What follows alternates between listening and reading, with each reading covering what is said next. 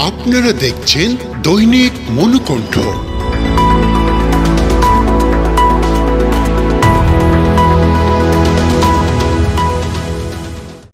এমন প্রশ্ন যদি কেউ আনেন যে আমার সময়ে উপজেলা কাজ হয়নি, যদি প্রমাণ দেখাতে পারেন বিগত যে দুইটা উপজেলা চেয়ারম্যান ছিলেন তারা আমার চেয়ে যদি কাজ বেশি দেখাতে পারেন উপজেলা পরিষদের পক্ষ থেকে, তাহলে আমি নির্বাচনই করবো না। এই চ্যালেঞ্জটুকু আমি দিতে পারি। যারা বলেন তাদেরকে আমার এই উত্তর। আমি প্রথমেই দেশ বিদেশে অবস্থানরত রাজনগর উপজেলাবাসী যেখানে আছেন, আমি সবাইকে আমার ব্যক্তিগত পক্ষ থেকে, পরিষদের পক্ষ থেকে এবং আমার পরিবারের পক্ষ থেকে আমি শুভেচ্ছা এবং অভিনন্দন, সালাম এবং আদাব জানাচ্ছি।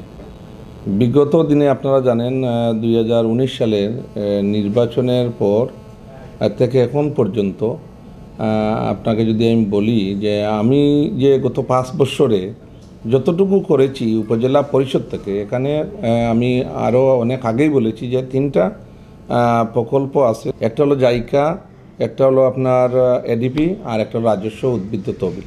এই 3টা ছাড়া আর কোনো সুযোগ এখানে নাই। জাইকার প্রকল্প আপনার ধরেন 50 লাখ 40 লাখের মতো, 40 লাখের মতোই আসে। আর এডিপি 70 লাখ 80 লাখ 90 লাখ ডিপেন্ড করে তাদের দেয়ার উপর। আর তারপরে হলো রাজস্ব। তো আমি যে কথাটি বলতে চাচ্ছি 2019 এবং 20-এ আমাদের কোনো রাজস্বই ছিল না। তখন শুধু আমরা এডিপির যে বরাদ্দটা, সে বরাদ্দটুকু আমরা পেয়েছি। সে বরাদ্দ থেকে বিভিন্ন ইউনিয়নে চেয়ারম্যানদের মাধ্যমে আমরা দিয়েছি এবং আমার কাছে যে প্রকল্পগুলো ছিল সেগুলো আমি দিয়েছি। কিন্তু 2019-20 তারপর 2020-21 এই 2টি বছর আসলে কোনো রাজস্বই ছিল না বলতেই চলে। আমি আসার পর আপনাকে যদি আমি বলি আপনাদেরকে যে বাজারগুলো রয়েছে, বাজারগুলো কিন্তু আমরা টেন্ডারের মাধ্যমে, আপনার কম্পিটিশনের মাধ্যমে কিন্তু সেগুলার দাম বাড়ানো হয়েছে এবং যারা টেন্ডার দিয়েছেন তাদের কম্পিটিশন করেই কিন্তু ঠেংরা বাজার, মুন্সি বাজার, আমাদের রাজস্বর বড় 2টি অংশ কিন্তু আমরা সেখান থেকে রাজস্ব পাই।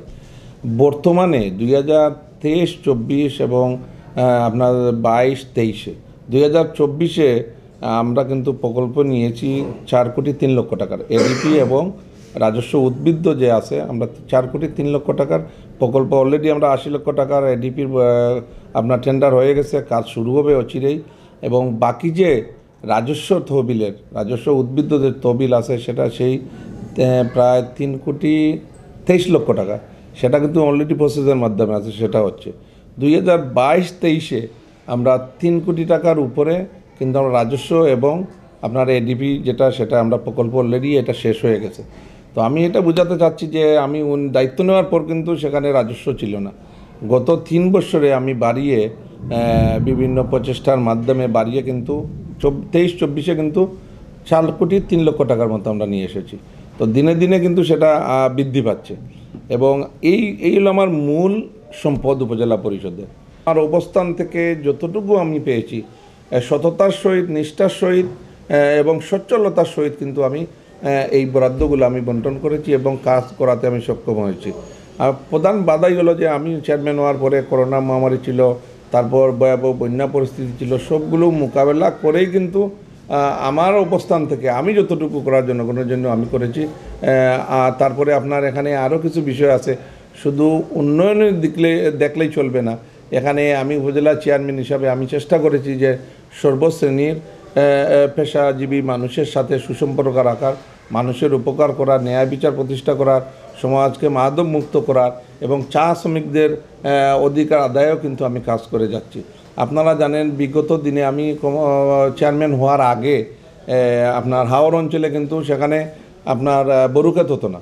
সেখানে দেখা যেত অনেক কমপ্লেন ছিল যে আপনারা জানেন যে কাশিমপুর একটা পাম্প আছে, সেই পাম্প বন্ধ করে মাছ চাষের জন্য কিন্তু হাওর অঞ্চলকে পানি দিয়ে রাখা হতো, এখানে মাছ চাষ করা হতো। কিন্তু আমি আসার পর ইনশাল্লাহ এখন পর্যন্ত আপনারা যদি খবর নেন দেখতে পাবেন যে সেটা থেকে মানুষ বেরিয়ে এসে আপনার ফতেপুর উত্তরভাগে এবং এমনকি 5 সাইড পর্যন্ত মানুষ কিন্তু এখন বরুদান ক্ষেত করতেছে।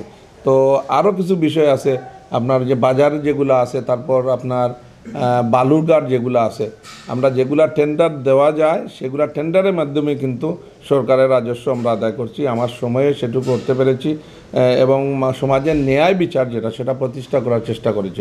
আমি তো প্রথম দায়িত্ব পাওয়ার পর থেকে এখন পর্যন্ত 5 বছর হয় না, 1 মাস বাকি আছে আমি 22 মে আমার সময় শেষ হবে, কিন্তু এখন পর্যন্ত আমি শুধু 45টা মাস্ক পেয়েছি করোনার সময়, এমপি মহোদয় আমাকে দিয়েছেন, এর বাইরে আমি কিছু পাইনি। কিন্তু আপনারা বিগত দিনের চেয়ারম্যান যারা ছিলেন, আমাদের শ্রদ্ধাভাজন মিস বদরুদ্দোজা বেলাই মিয়া, আল্লাহ ওনাকে বেশ নসিব করুন, আমাদের রাস্কির খান, উনি বীর মুক্তিযোদ্ধা, উনিও মারা গেছেন, দুজনই মারা গেছেন, আল্লাহ তাদের বেশ নসিব করুক। কিন্তু তাদের চেয়েও আমার প্রমাণ আছে যে আমি তাদের চেয়েও বেশি কাজ করাতে পেরেছি। অন্যান্য আপনার এমপি, তারপর আমাদের মন্ত্রীও ছিলেন, তাদের বরাদ্দর বাইরের থেকেও আমি উপজেলা পরিষদ থেকে যতটুকু আমি কাজ করেছি, আমি চ্যালেঞ্জ করব যে আমি তাদের থেকে বেশি করিয়েছি। আমার পরিবার 1967 থেকে রাজনীতির সাথে জড়িত। আমরা এখন পর্যন্ত আমরা ছাত্রলীগের নেতৃত্ব পরপর দিয়ে আসছি। 67-এ আমার চাচা রশিদ খান ছিলেন, তারপর 77-এ আমার চাচা আনোয়ার খান ছাত্রলীগের সভাপতি ছিলেন, তারপর আমি 91-এ সভাপতি ছিলাম। বর্তমানে আমার চাচাতো ভাই, আপন চাচাতো ভাই রিয়াজ খান কলেজ ছাত্রলীগের সেক্রেটারি। বিগত 5 বছর আমি আমার সর্বোচ্চ দিয়ে মানুষের সেবা করার চেষ্টা করেছি, মানুষের কল্যাণে কাজ করার চেষ্টা করেছি। দল মতের ঊর্ধ্বে উঠে আমি আমার এই অবস্থান থেকে আমি মানুষের জন্য কাজ করেছি। সব জায়গায় আমি এটুকু করেছি যে এখন পর্যন্ত কেউ বলতে পারবে না যে আমার কাছ থেকে কেউ অসহযোগিতা পেয়েছে।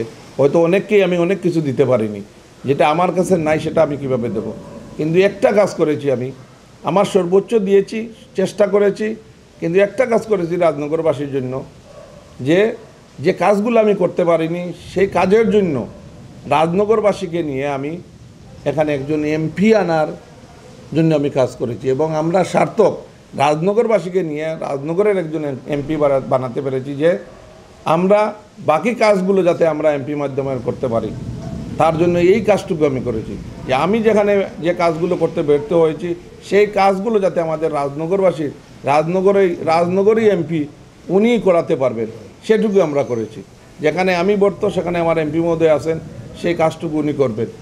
আমি মনে করি যে রাজনগরবাসী যদি সবাই দল মতের ঊর্ধ্বে উঠে আমরা মাননীয় প্রধানমন্ত্রীর অত্যন্ত স্নেহভাজন আমাদের মাননীয় সংসদ সদস্য আল্লাহ জিল্লুর রহমানের নেতৃত্বে ওনার হাতকে শক্তিশালী আমরা করি, আমার মনে হয় আমরা যদি সবাই একমত হয়ে একই পতাকা তলে এসে, একই ছায়া তলে এসে যদি আমরা কাজ করি, আমার মনে হয় বিগত 50 বছরে যা হয়নি, আমরা এই আল্লাহ জিল্লুর রহমান এমপি মহোদয়ের নেতৃত্বে আমরা যদি কাজ করি, ওনার ছায়া তলে থাকে, তাহলে রাজনগরবাসী অবশ্যই প্রধানমন্ত্রীর একটি স্মার্ট রাজনগর এবং মৌলভীবাজার উপহার দেবেন বলে আমি বিশ্বাস করি।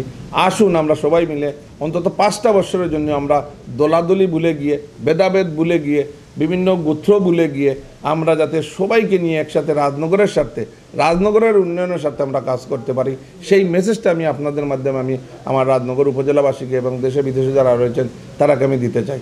যে একটা সুযোগ আমাদের এসেছে, হয়তো সেই সুযোগ আর আসবে না যদি আমরা এই 5টা বছর যদি আমরা কাজে না লাগাই। আমার যে অবস্থা হয়েছিল, আমার জায়গায় যদি আর কেউ নির্বাচিত হয়, তাহলে এমপির সাথে হয়তো মিল থাকবে না, রাজনগরবাসী ক্ষতি হয়ে যাবে। তাই সবাইকে অনুরোধ করব আমি, যাতে সব কিছু ভুলে গিয়ে রাজনগরের উন্নয়নের স্বার্থে আমরা যাতে এক থাকি, এবং আমরা যাতে মাননীয় প্রধানমন্ত্রী স্নেহভাজন আল্লাহ জিল্লুর রহমানের নেতৃত্বে আমরা এক হয়ে কাজ করতে পারি। এবং আগামী দিনে সবার কাছে আমি অনুরোধ করব যে আমি আগামী নির্বাচনে পদপ্রার্থী হয়েছি রাজনগরবাসীর সেবা করার জন্য, রাজনগরবাসীর উন্নয়নের জন্য। আপনারা আমার জন্য দোয়া করবেন, আপনাদের আমি সহযোগিতা চাচ্ছি, দল মতের ঊর্ধ্বে উঠে আমাকে সহযোগিতা করার জন্য আমি আহ্বান জানাচ্ছি। রাজনগরবাসী যেখানেই আছেন সবাইকে আমি অনুরোধ করবো, আপনাদের মাধ্যমে যারা আমার এই ভিডিওটি দেখবেন, আমার এই মেসেজটি দেখবেন, সবাইকে আমি অনুরোধ করছি আমার জন্য দোয়া করবেন। বাকি জীবন যাতে রাজনগরবাসীর জন্য কিছু করতে পারি, রাজনগরবাসীর সেবা করতে পারি, সেই আহ্বান জানিয়ে রাজনগরবাসীর সবার সুস্বাস্থ্য এবং দীর্ঘায়ু কামনা করে আমার বক্তব্য শেষ করছি। জয় বাংলা, বাংলাদেশ চিরজীবী হোক। জেলার বিভিন্ন প্রান্তে ঘটে যাওয়া বিভিন্ন ঘটনার সচিত্র প্রতিবেদন নিয়ে আমরা আছি আপনাদের সাথে। দৈনিক মনুকণ্ঠ।